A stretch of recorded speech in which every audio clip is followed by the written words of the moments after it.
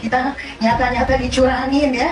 Benar-benar udah, ya Allah nggak ada hayanya, nggak ada malunya sama sekali. Ya Allah, saya cuma nurut bagaimana?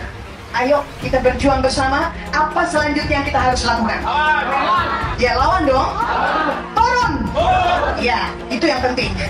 Karena bukan apa-apa. Indonesia perubahan, kita harus berubah semua. Capek ya. Kita harus dipimpin oleh pimpinan yang betul-betul beriman, yang cerdas. Itu kan. Kita nggak lama lagi mungkin umur kita sampai. Tapi yang kita pikirkan regenerasi kita, anak cucu cicit kita. Bagaimana dia harus mengalami seperti ini? Ya Allah ya Rahim, mama udah pada teriak. Katanya semua pada mahal. Beras 20.000, ya kan? Masya Allah. Tapi insya Allah kita percaya kepada Allah. Mudah-mudahan rezeki pasti ada untuk kita semua. Ini ya, yang penting takwa. Dan mudah-mudahan saya atas nama mungkin di antara artis-artis yang hadir juga, saya turut dengan Raja Dangdut. Ayo kita berjuang bersama. Kalau kemarin kita satu, sekarang kita berjuang demi untuk bangsa negara. Oke, Allahu Akbar. Allahu Akbar. Allahu Akbar. Kemarin ada yang pede banget nih. Siapa lagi kalau bukan pendukung Pak Profesor Abah Anies Baswedan. Katanya nih, mereka yang intelek alias berpendidikan tinggi pasti milih Pak Anies. Ternyata fakta berkata lain. Sakit banget emang. Yang berpendidikan tinggi justru ramai-ramai mencoblos Prabowo Gibran. Jadi mana nih tuduhan-tuduhan kemarin yang bilang pendukung Pak Prabowo kena tipu joget gemoy. Faktanya yang berpendidikan tinggi pilihannya Prabowo Gibran kok. Intinya gitu ya. Jangan-jangan omon-omon tapi bicara pakai data dan fakta. Udah gitu aja. Sebagai pecinta, jujur pecinta Bapak Anies Rashid Baswedan, otak kami cerdas. Hello, kami bukan orang bodoh. Kami nggak percaya kalau Pak Anies Rashid Baswedan itu kalah. 01 itu menang, 01 menang, di mana-mana itu menang, ya. Karena kami sekali lagi tekankan, wahai Bapak Jokowi, akuilah kesalahannya, akuilah kekalahannya, jangan dibalik. Katanya dapat bocoran nih, udahlah 01 akuin kesalahannya. Hello, nggak mungkin, mustahil. Mustahil kalau 01 kalah. Hakul yakin Allah punya kuasa. Pasti Bapak Anies jadi presiden. Amin. Anies presiden. Ini kemenangan Prabowo Subianto dan Gibran. Jadi yang kalah nangis-nangis saja. Jangan pura-pura bahagia. Nangis saja. Satu, silakan nangis. Lepaskan, Tiga, keluarkan ya Mas Adi. ketimbang jadi bisul, ketimbang jadi penakit, ya kan, pura-pura bahagia. Tumpahkan setumpah-tumpahnya.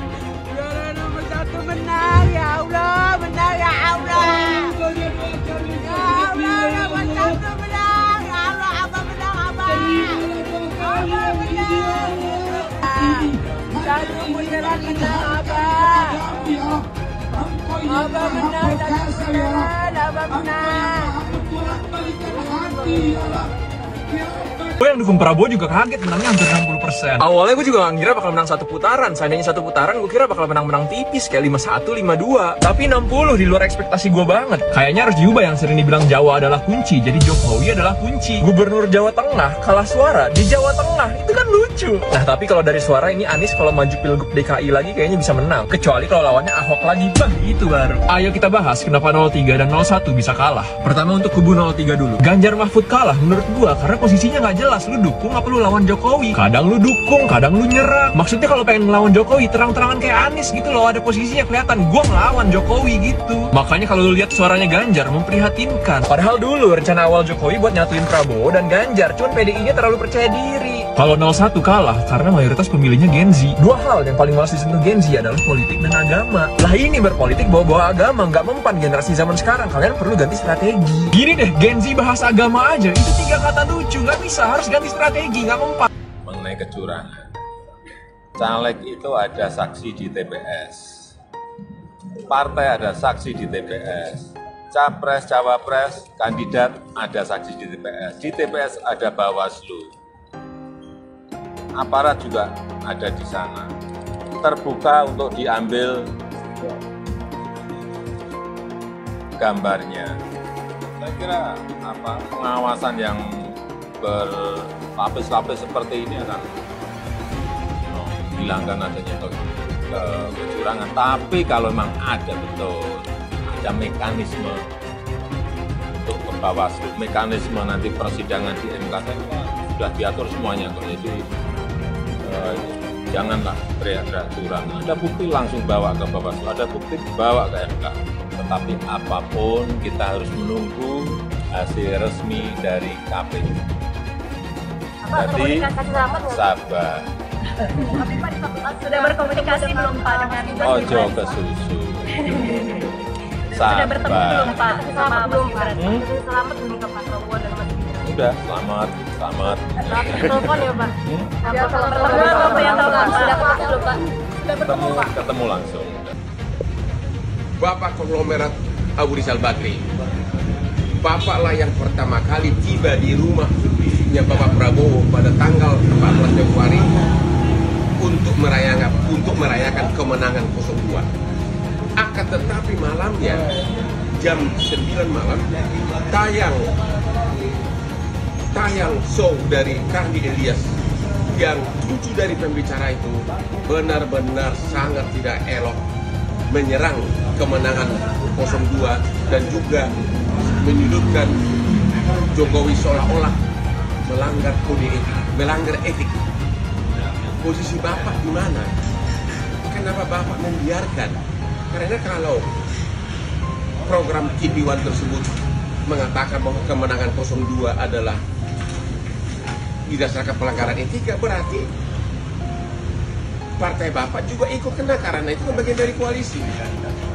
Apalagi ada 3 tokoh agama, 2 tokoh agama memberikan kata-kata yang sangat pedas terhadap Prabowo, Gibran dan kepada Bapak Jokowi. Sangat tidak elok dan itu bisa menjadi lama-lama menjadi propaganda mendatangkan kemarahan terhadap kemenangan 02. Bapak kan yang punya TV One dan Bapak adalah timnya Prabowo. Harisma Jokowi diserang begitu banyak, tapi dia menang. Karena apa? Jokowi itu punya harisma. Apa harisma? Yaitu prestasi masa lalu. Bukan hanya kritik-kritik. Itulah namanya harisma. Selama Anda hanya mengkritik karena pansos, Anda tidak akan punya harisma. Oke? Saudara-saudara sekalian, bapak-bapak, ibu-ibu, adik-adik, emak-emak, anak-anakku yang kucintai dan kusayangi, saudara-saudara sekalian, saya bersama Saudara Gibran Rakabuming Raka dan seluruh koalisi Indonesia Maju menyampaikan penghargaan yang setinggi-tingginya atas pengorbanan saudara-saudara, kehadiran saudara-saudara pada siang hari ini.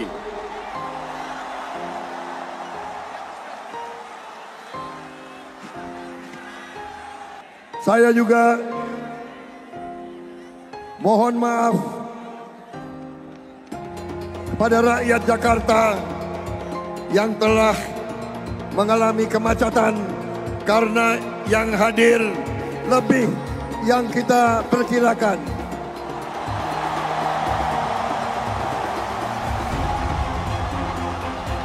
Kita perkirakan yang datang 200.000, tapi laporannya mendekati 600.000 yang hadir, saudara-saudara sekalian. Yang disoroti terhadap Gibran dari kedua pasangan lainnya adalah soal etika, ya lagi-lagi etika, soal Gibran yang dianggap tidak sopan, ya. Jadi orang-orang ini lupa apa yang sudah mereka katakan, apa yang mereka sudah lakukan pada debat sebelumnya. Mas Anies nggak layak bicara soal Mas Gibran tidak punya adab, tidak punya etika ketika debat kemarin, karena Mas Anies juga melakukan hal yang kira-kira jauh lebih parah daripada itu. Kenapa kalian marah-marah terhadap apa yang dilakukan oleh Gibran kemarin? Gibran hadir memberikan kaca sama kalian. Anak sekecil itu berkelahi dengan Mahfud. Yang dulu-dulu Pak Prabowo belajar 2 orang, tidak ada yang ngomong etika. Sekarang yang tua baper sama anak kecil. Cie. Yang lain kelihatannya suhu, ternyata cupu. Mas Gibran kelihatannya cupu, ternyata suhu. Coba tadi sore saya ketemu Mas Gibran di Kendal. Gak apa-apa, Gus, saya dihina. Gak apa-apa. Dulu Bung Karno mengatakan, berikan kepadaku 10 pemuda akan aku guncang dunia. Sekarang baru 1 pemuda dari Solo sudah terguncang. Saya diberi nilai 11 dari 100. Itu nilai luar biasa. Pertama kali dalam hidup saya terima nilai itu.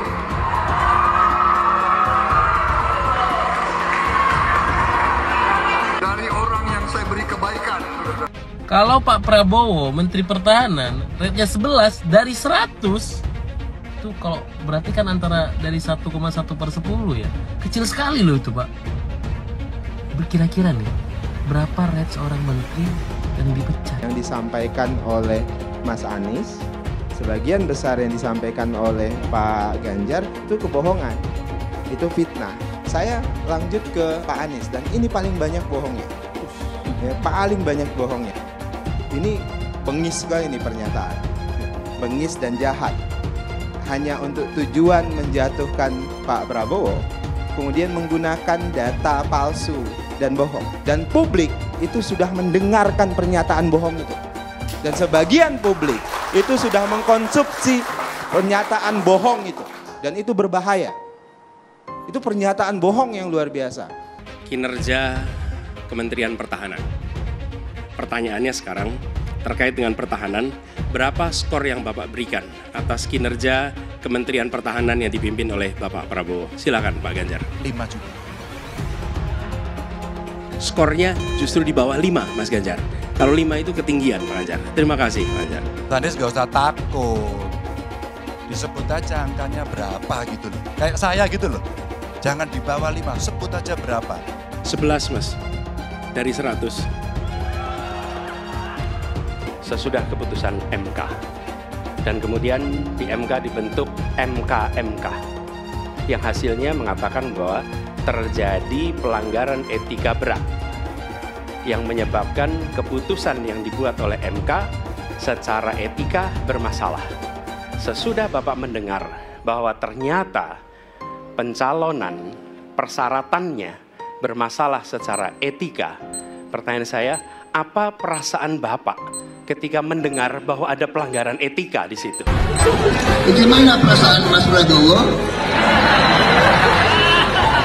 Soal etik. Enggak semua etik. Oposisi itu penting dan sama-sama terhormat. Sayangnya tidak semua orang tahan untuk berada menjadi oposisi. Oke? Seperti sampaikan Pak Prabowo tidak tahan untuk menjadi oposisi. Apa yang terjadi? Beliau sendiri menyampaikan bahwa tidak berada dalam kekuasaan membuat tidak bisa berusaha. Karena itu harus berada dalam kekuasaan. Saya mensyukuri kenapa kalah, kenapa ditahan. Saya bersyukur atas itu semua. Saya coba bayangkan ya, kalau seandainya waktu itu kita menang gitu ya, hari ini belum tentu kita bisa nikmati seperti ini. Kita bersyukur 5 tahun Tuhan izinkan kasih ke orang yang pintar ngomong untuk kerja. Coba kalau kita bayangkan gitu ya, kalau kemarin saya masih jadi gubernur, ini saya udah turun ini. Tapi yang pintar ngomong itu dikira orang hebat kan? Ini lebih berbahaya tahun 2024, langsung ketahuan karakternya. Langsung ketahuan itu. Di saya juga ada kutipan Pak di kamar saya Pak. Tulisannya, Jakarta telah mengambil keputusan yang fatal. Jangan hanya konsentrasi pada pembangunan benda-benda mati yang indah difoto dan bisa ditunjukkan dalam 5 tahun hasilnya. Kalau kita mau menilai sebuah janji, maka lihat janjinya atau lihat kenyataannya. Dulu janjinya apa ya? Dan ini aneh, betul-betul aneh. Ini bukan kampanye, tapi saya sampaikan sini. Di satu sisi menyiapkan jalur-jalur air untuk dikirim ke laut, di sisi lain di lautnya dipasang dengan pulau reklamasi, tinggal tunggu waktu jadi rob, air balik. Dan ini melawan sunnatullah. Kenapa? Air itu turun dari langit ke bumi, bukan ke laut. Harusnya dimasukkan ke dalam bumi, masukkan tanah. Di seluruh dunia air jatuh itu dimasukkan ke tanah. Bukan dialirkan pakai gorong-gorong raksasa ke laut. Jakarta telah mengambil keputusan yang fatal. Bukan banjir, itu memang parkir air. Bukan banjir, itu memang parkir air. Masyarakat berkeliling dengan membawa toa untuk memberitahu semuanya, termasuk sirine. Ibon 82 miliar. Apa alat transportasi yang dimiliki oleh hampir setiap orang? Alat transportasi yang dimiliki semua orang adalah kaki. Kalau seandainya orang Jakarta percaya Pak Anies jadi gubernur pun, saya berani jamin kok dia akan lakukan normalisasi yang sama seperti saya lakukan kok. Nggak usah bohong lah. Ketika air sampai di muara, maka siap untuk dipompa ke laut. Pancasila Soekarno, ketuhanan ada di pantai. Anak Tuhan dari mana? Kalau Yesus anak Tuhan, bidangnya siapa? Besok di seluruh wilayah Indonesia kami katakan damai. Iblis hanya menggoda orang yang beriman. Makanya jarang-jarang orang kafir kerasukan setan. Yang kerasukan setan itu orang baik-baik. Jarang, saya belum pernah nengok Cina kerasukan setan. Pernah tak Ahok itu kerasukan setan? Enggak, setannya juga. Karena sesama setan dilarang saling menggoda. Karena di salib itu ada jin kafir. Karena di salib itu ada jin kafir. Karena di salib itu ada jin kafir. Haleluya. Kepalanya ke kiri apa ke kanan? Kepalanya ke kiri apa ke kanan? Tetap percaya salib itu lambang mulia, bukan jin. Kok ketawa? Aku nggak nyindir siapa-siapa loh. Saya nggak pernah mundur untuk kebenaran, keadilan, kejujuran. Dan peri kemanusiaan, gue nggak pernah mundur.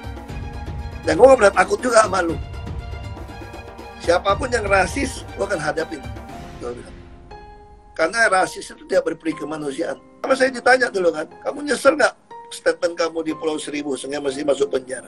Tidak pernah nyesel, karena saya mengatakan kebenaran. Relawan Anies yang mayoritas pengasuh khilafah seperti kadrun FPI dan HTI ingin melengsarkan Pak Jokowi.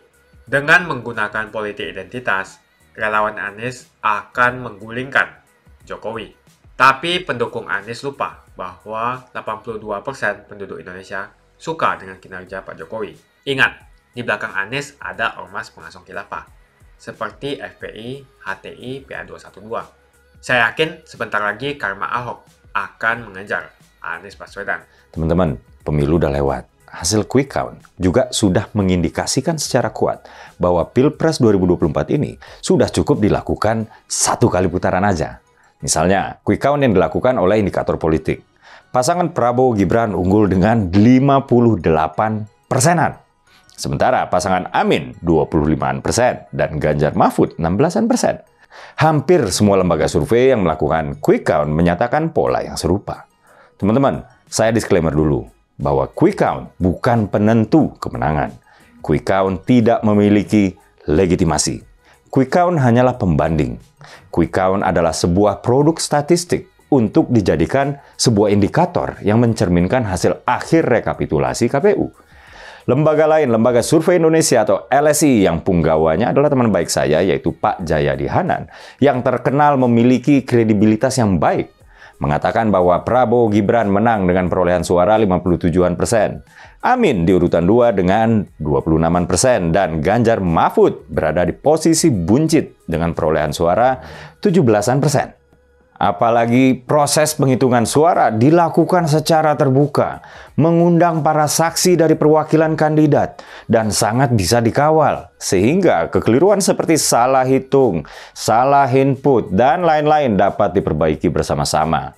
Mengintimidasi penyelenggara pemilu, walaupun dengan cara-cara yang konstitusional, buat saya adalah cara-cara pecundang. Rekapitulasi KPU inilah yang memiliki legitimasi.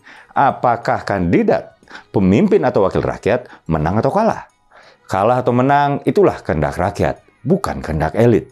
Elit apabila masih tidak puas dengan hasil pemilu, disediakanlah kanal-kanal pengaduan dari Bawaslu, Dewan Kehormatan Penyelenggara Pemilu atau DKPP, hingga Mahkamah Konstitusi atau MK apabila dirasa hasil pemilu perlu disengketakan. Teman-teman, Diberitakan kemarin, sejumlah relawan pendukung pasangan Ganjar Pranowo Mahfud MD melakukan aksi demonstrasi ke kantor Badan Pengawas Pemilu atau Bawaslu RI ya, hari Senin kemarin.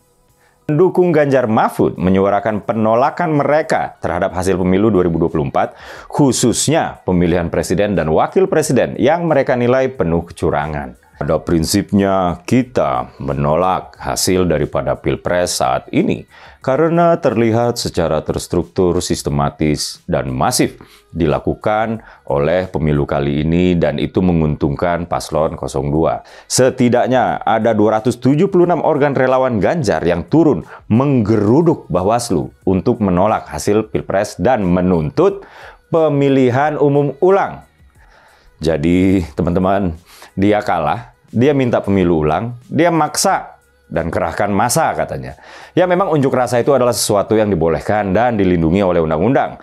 Tapi menilai bahwa mereka pecundang bukan pemenang terhormat adalah hak saya yang juga dilindungi oleh undang-undang. Para relawan itu meminta KPU melakukan proses pemilu ulang. Nggak cuma meminta pemilu diulang, tapi juga maksa pula. Katanya, apabila penguasa tidak mengindahkan, KPU, Bawaslu tidak mengindahkan, petisi kita ini seperti yang saya sampaikan tadi, ini adalah gerakan moral, maka seluruh rakyat Indonesia akan melakukan pergerakan. Apalagi yang teriak-teriak curang ini kan yang pernah terbukti melakukan kecurangan di satu sisi, dan terindikasi kuat melakukan kecurangan di sisi lain. Misalnya di Majalengka, Bupati Majalengka yang juga merupakan Ketua DPC PDIP terbukti melanggar Undang-Undang Pemilu oleh Bawaslu. Beliau terbukti menggunakan kegiatan-kegiatan berbasis APBD untuk memenangkan caleg dan paslon yang diusung partainya. Ketika menerima vonis, beliau bahkan dengan bangganya mengaku diapresiasi partainya dan akan diberikan reward. Ini bukan indikasi loh, ini sudah terbukti. Kalau soal indikasi sih ya, banyak banget. Ada surat suara tercoblos pasangan paslon nomor 3 di Malaysia. Ada juga dugaan mobilisasi ASN di Boyolali untuk memenangkan paslon nomor 3. Lalu ada juga dugaan kecurangan di Wonosobo, di mana oknum komisioner KPU Wonosobo diduga kondisikan PPK PPS untuk untungkan paslon nomor 3. Dan banyak deh kalau kita bicarakan dugaan-dugaan doang. Begini, hasil quick count itu nggak hanya soal Pilpres, tapi juga soal Pileg. Partai saya disebut oleh quick count, kemungkinan besar nggak lolos ke DPR ya dengan perolehan suara antara 2,7 sampai 3%. Apa yang dilakukan oleh PSI? Partai kemudian menginstruksikan seluruh kader untuk turun ke lapangan lagi dan mengawal proses penghitungan suara manual, proses yang memiliki legitimasi. Teman-teman, walaupun PSI masih terus mengawal real count manual KPU yang baru dimulai beberapa hari lalu, tapi setidaknya dalam konteks menyikapi quick count, kita di sini sudah bisa melihat perbedaan sikap antara sikap terhormat mereka yang tidak diunggulkan dengan sikap pecundang. Saya sudah turun ke setidaknya 10 kecamatan yang menghitung 65 kelurahan, 673 RW, 7.513 RT, dan 8.800 lebih TPS. Daripada berteriak-teriak curang, mending yang konkret aja. Kawal suara rakyat. Lebih konstruktif, lebih bermanfaat, lebih bermartabat untuk tumbuh kembang demokrasi kita. Di samping kita bisa aja memiliki kepentingan untuk memenangkan pihak kita. Saya ingin kita sekarang melihat ke pemenang Pilpres 2024, yaitu Pak Prabowo Subianto. Ini sangat luar biasa. Pak Prabowo sudah ikut pemilu sebanyak 3 kali sebagai capres. Pemilu pertama, beliau yang bernarasi sangat konfrontatif dikalahkan Pak Jokowi. Pemilu kedua tahun 2019, beliau yang masih bernarasi konfrontatif lagi-lagi dikalahkan Pak Jokowi.